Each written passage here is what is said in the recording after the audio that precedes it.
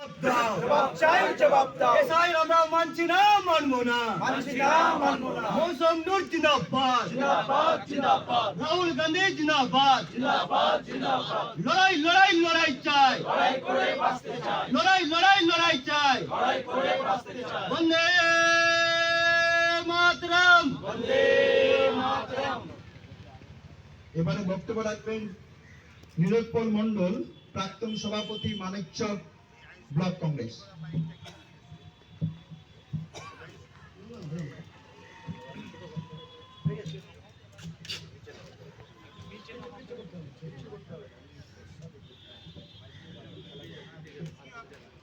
আজকে মালদা জেলা জাতীয় কংগ্রেসের উদ্যোগে যে অবস্থান বিক্ষোভ আরম্ভ হয়েছে, সেই বিক্ষোভের মধ্যমণি আমাদের জেলা নেত্রী মাননীয় মৌসুম নূর, সাথে আছেন এক্সএমএলএ মুত্তাকিম দা, অর্জুন দা, মেয়র দা, জুলকারনাইন দা, আজিজুল দা, অনেকে সমস্ত জেলা কংগ্রেসের এবং ব্লক কংগ্রেসের নেতৃত্ব।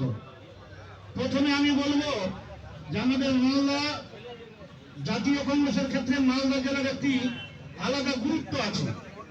কারণ মালদা কংগ্রেস বহুদিন ধরে আমরা কোতোয়ালি কেন্দ্রিক ভাবে আবর্তিত হয়ে মালদার মানুষকে আগলে রেখেছে এই কোতোয়ালি পরিবার। আর সেই কোতোয়ালি পরিবারেরই একনিষ্ঠ মৌসুমী আমাদের এখানে আছেন।